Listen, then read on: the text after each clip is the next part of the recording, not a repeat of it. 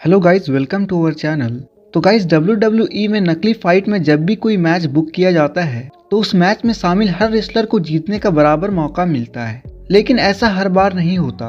बीते सालों में WWE ने कुछ ऐसे मैचेस भी बुक किए हैं जिनमें मैच में शामिल किसी एक रेसलर के खिलाफ कई सारी चीजें होती है, और ऐसा अक्सर बेबी फेस रेसलर के साथ होता है, क्योंकि WWE अपने बेबी फेस रेसलर को मुसीबत में घिराकर उस रेसलर के लिए फैंस के दिलों में सिंपैथी कलेक्ट करता है, क्योंकि लोगों को लगता है कि उस बेबी फेस रेसलर के साथ मैच में बहुत गलत हो रहा है, और इससे फैंस उस रेसलर के साथ अपने इमोशन को जोड़ पाते हैं। तो गाइज, आज के इस वीडियो में ऐसे ही 5 रेसलर के बारे में जानेंगे जहां सबसे ज्यादा अनफेयर WWE मैचेस की गई है। तो गाइज, विदाउट वेस्टिंग टाइम चलो वीडियो स्टार्ट करते हैं। Number 1, Randy Orton versus Seth Rawlings. Guys, 2015 के एक्सट्रीम रूल पेपर व्यू में हालात रैंडी ऑर्टन के बहुत ज्यादा खिलाफ थे। जब रैंडी ऑर्टन को WWE टाइटल के लिए एक स्टील केज मैच में सेथ रॉलिंग्स का सामना करना था, और रैंडी ऑर्टन के अथॉरिटी के खिलाफ होने के कारण इस मैच में एक नया नियम लागू किया गया था, जिसके मुताबिक रैंडी ऑर्टन इस मैच में सेथ रॉलिंग्स के ऊपर आरकेओ का इस्तेमाल नहीं कर सकते थे। इससे पहले 12 सालों तक आरकेओ रैंडी ऑर्टन का फिनिशिंग मूव थी, इसलिए उस मूव के बिना रैंडी ऑर्टन को इस मैच में पिनफॉल के जरिए जीत पाना काफी मुश्किल था। WWE ने अथॉरिटी के मेंबर केन को इस मैच में गेटकीपर की तरह रखा था, जिसकी वजह से रैंडी ऑर्टन के उस केज से दरवाजे से बाहर निकल पाने में काफी ज्यादा मुश्किल हो रही थी,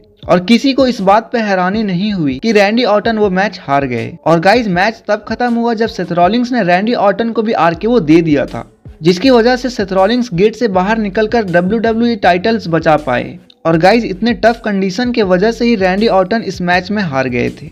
हालांकि सेथ रॉलिंग्स का आरकेओ रैंडी ऑर्टन को देना काफी शानदार मोमेंट था। अब बात करते हैं number 2, Stone Cold Steve Austin versus Kane. Guys, 1998 में पूरी तरह से वो साल था जिसमें स्टोन कोल्ड स्टीव ऑस्टिन को ऐसे अनफेयर मैचेस में रखा गया था जहां उनके जीतने का कोई उम्मीद भी नहीं होती थी, जैसे कि 1998 का king of the ring.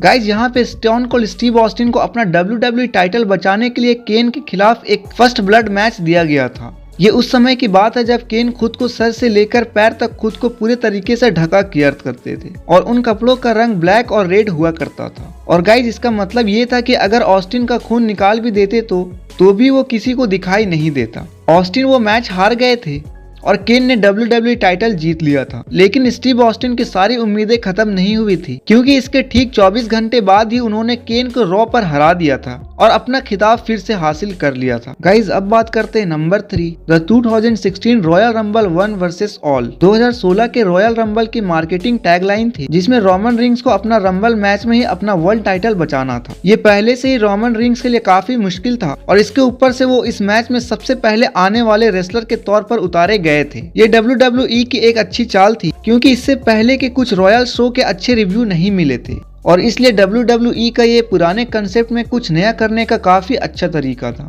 WWE के मुताबिक इसकी वजह से फैंस की रोमन रिंग्स के लिए काफी हमदर्दी बढ़ गई थी, क्योंकि इस मैच में सब कुछ रोमन रिंग्स के खिलाफ था, और उन्हें 29 दूसरे रेसलर को अकेले ही सामना करके उन्हें हराना था, जो कि काफी मुश्किल था। रोमन रिंग्स उस मैच में लगभग 1 घंटे तक बने रहे, जिसके बाद उन्हें उस मैच का विनर ट्रिपल एच ने एलिमिनेट कर दिया था। इस मैच में ट्रिपल एच ने WWE में अपना 14th और अपना आखिरी वर्ल्ड टाइटल अपने नाम किया था, जो कि काफी शानदार मोमेंट फैंस को देखने को मिला था। गाइज, अब बात करते हैं number 4, stone Cold Steve Austin versus mister Vince McMahon. Guys, stone Cold Steve Austin और मैकमैन के बीच में दुश्मनी ने WWE के कुछ सबसे यादगार मोमेंट भी दिए हैं। उनकी दुश्मनी एटीट्यूड एरा के सक्सेस का एक बड़ा कारण है, और गाइज, कुछ लोग ये भी मानते हैं कि ये दोनों की स्टोरी लाइन दिखाई गई अब तक की सबसे बेस्ट स्टोरी लाइन में से एक है। उनकी दुश्मनी और इस स्टोरी लाइन का सक्सेस का एक रीजन ये भी था कि मिस्टर मैकमैन ने ऑस्टिन की जिंदगी को नर्क बनाने के लिए सब कुछ कर दिया था, लेकिन स्टीव ऑस्टिन हमेशा उस घटिया चेयरमैन से एक कदम हमेशा आगे ही रहते थे।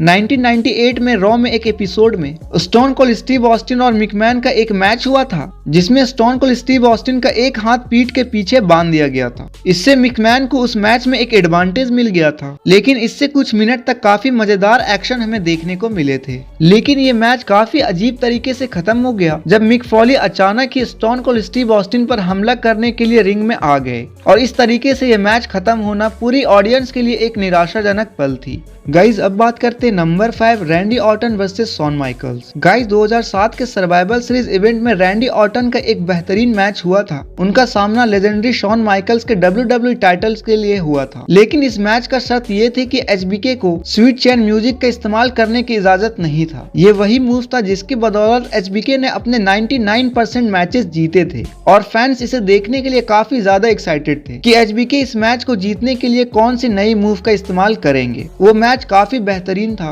दोनों तरफ से रेसलर से चलाए गए स्टोरी लाइन बहुत ही अच्छी थी और दोनों ने काफी जबरदस्त फाइट की थी। ये मैच तब खत्म हुआ जब HBK भूल गए कि वो अपना सुपर किक इस्तेमाल नहीं कर सकते और इसी हिचकिचाहट के कुछ सेकंड में रैंडी ऑर्टन को HBK को एक शानदार RKO मारने का एक मौका दे दिया था और इस तरीके से रैंडी ऑर्टन ने WWE टाइटल को बचा लिया था और जिसे फैंस देखकर भी शॉक हो गए थे।